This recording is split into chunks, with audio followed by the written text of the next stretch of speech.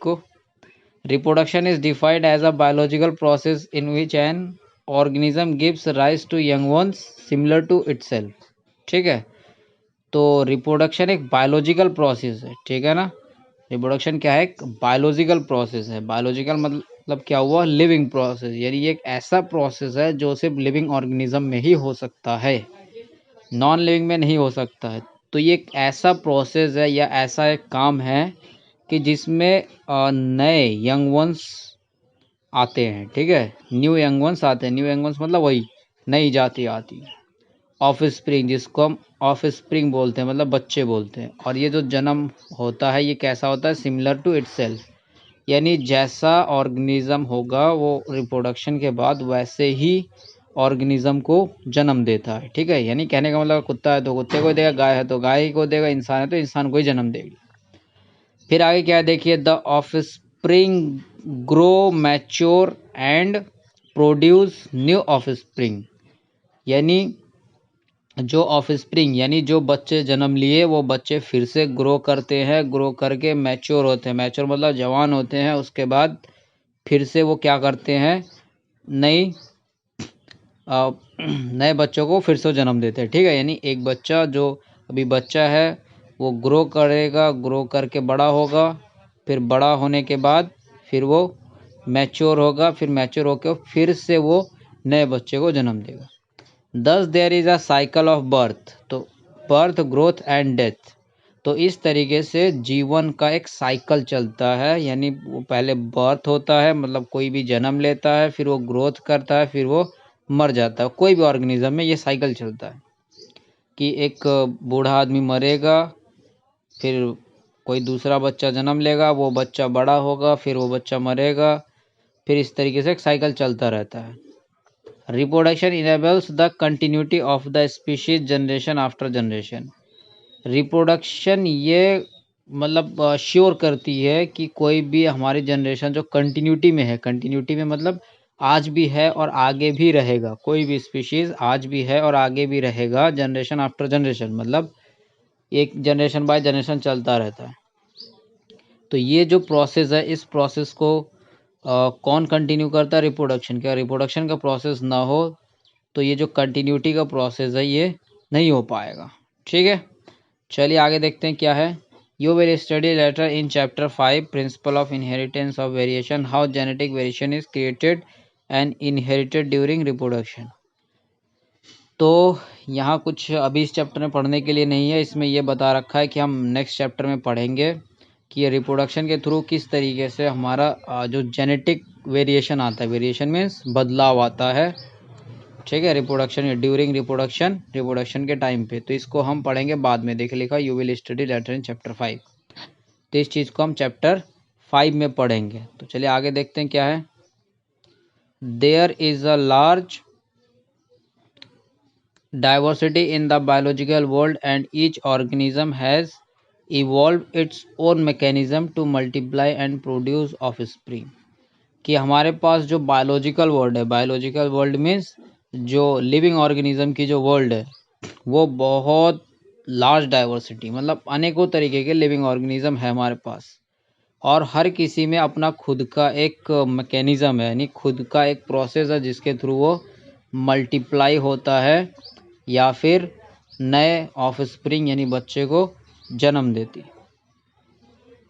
The organisms habitat, its internal physiology and several other factors are collectively responsible for it reproduces. कह रहा है हर organism का जो कई सारा फैक्टर है कि उसके जो रिप्रोडक्शन को अफेक्ट करता है। वो फैक्टर क्या हो सकता है, इंटरनल फिजियोलॉजी भी हो सकता है, ठीक है, या फिर उसका हैबिटेट मतलब वो किस माहौल में रहता है, इस बात पे भी डिपेंड करता है कि वो किस तरीके से रिप्रोड्यूस करेगा। क्लियर हुआ। कहने का मतलब ऐसा है कि ऐसा कोई ज़रूरी नहीं है कि हर ऑर्गेनिज्म अंडा दे, हर ऑर्गेनिज्म बच्चा दे। अगर कोई बच्चे को जन्म दे रहा है तो कोई ज़रूरी नहीं कोई पानी में देगा या मिट्टी में देगी, ठीक है ना। तो ये जो पानी हो गया, मिट्टी हो गया, घोंसले में हो गया, तो ये सारा उसके हैबिट पे डिपेंड करता है कि जो ऑर्गेनिज्म उसका कैसा वो उसका लाइफ साइकिल कैसा हो, किस तरीके से रहन सहन करता है। Based on whether there is a participation of one organism और two in the process of reproduction, it is of two types. कह रहा है कि जो ऑर्गेनिज्म की पार्टिसिपेशन के बेस पे, यानी जो कोई भी नया ऑर्गेनिज्म आएगा, उस नए ऑर्गेनिज्म को जन्म देने के लिए एक ही ऑर्गेनिज्म काफ़ी है या फिर दो चाहिए। यानी कहने का मतलब अगर मेल फीमेल चाहिए तो उसको हम बोलेंगे सेक्सुअल रिप्रोडक्शन, और अगर मेल फीमेल की ज़रूरत ना पड़े उसको कहेंगे हम एसेक्सुअल। क्लियर हुआ? तो वही देखिए लिखा हुआ है कि based on whether there is a participation मतलब कितने ऑर्गेनिज्म पार्टिसिपेट कर रहे हैं रिप्रोड्यूस करने के लिए। तो इस पार्टिसिपेशन के बेस पे हमारे पास दो तरीके के रिप्रोडक्शन होते हैं। तो एक तो हो गया हमारा तो देखिए एक तो हो गया two types when organism is produced by single parent और without the involvement of gamete formation. कह रहा जब भी हमारा जो रिप्रोडक्शन होता है वो सिंगल पेरेंट के थ्रू होता है। सिंगल मतलब एक ही, पेरेंट मतलब ऐसा ऑर्गेनिज्म जिससे नया ऑर्गेनिज्म आ रहा है, यानी ऐसा जीव जिससे नया जीव हमारे आ रहे हैं। तो अगर एक ही पेरेंट है मतलब उसके जो एक ही पौधे से अगर या फिर कोई एक ही जानवर से नया जानवर आ सकता है तो उसको हम बोलते हैं सिंगल पेरेंट। तो सिंगल पेरेंट से अगर आ रहा है तो उसको हम बोलेंगे एसेक्सुअल रिप्रोडक्शन। क्लियर हुआ? तो एसेक्सुअल का डेफिनेशन क्या हो गया? When organism is produced bye a single parent without the involvement of gamete formation. अब ये गैमेट फॉर्मेशन क्या है? गैमेट मतलब जैसे कोई भी अगर हम इंसानों की बात करें तो मेल में बनता है स्पर्म और फीमेल में होता है ओवम। तो ये जो स्पर्म और ओवम है इनको हम बोलते हैं गैमेट। लेकिन जो सिंगल सेल वाले होते हैं इसमें गैमेट नहीं बनता, इसमें डायरेक्ट ही हमारा नया ऑर्गेनिज्म आता है। तो वही कह रहा है इसमें कोई भी गैमेट से लेना देना नहीं होता है। क्लियर हुआ? विदाउट इन्वॉल्वमेंट मतलब गैमेट इसमें इन्वॉल्व ही नहीं होता है, गैमेट से कोई लेना देना नहीं है हमें। व्हेन टू पेरेंट्स यानी कि जब दो पेरेंट्स हो और दोनों कैसा होना चाहिए? ऑपोजिट सेक्स होना चाहिए। ऑपोजिट मतलब एक मेल होगा और एक फीमेल, ऐसा नहीं दो पेरेंट मतलब दो मेल हो जाए या दो फीमेल हो जाए। ठीक है, दोनों एक मेल और एक फीमेल होना चाहिए।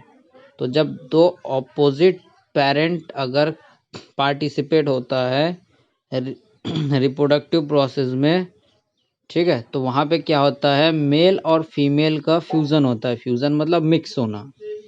फ्यूज़न मीन्स मिक्स होना। जब मेल और फीमेल आपस में मिक्स होता है, फ्यूज़ होता है, तो ऐसे प्रोसेस को हम बोलते हैं सेक्सुअल रिप्रोडक्शन। क्लियर हुआ?